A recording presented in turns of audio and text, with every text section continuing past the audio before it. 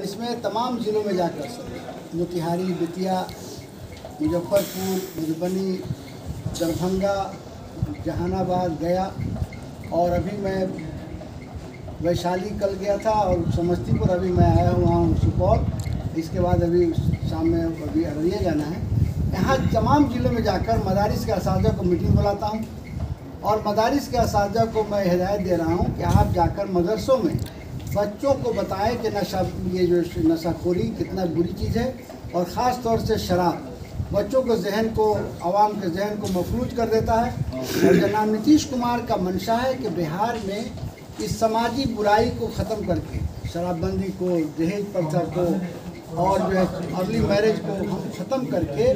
पूरे तौर पे एक मजबूत समाज बनाएं, जहाँ एक तरफ नीतीश कुमार वज़ीर-ए-आला बिहार ने सड़कों के क्षेत्र में,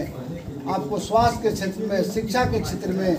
मुख्तलिफ कामों में करके बिहार को एक बहुत ऊंचा मुकाम पर ले गए हैं। वैसे उनका मंशा है कि बिहार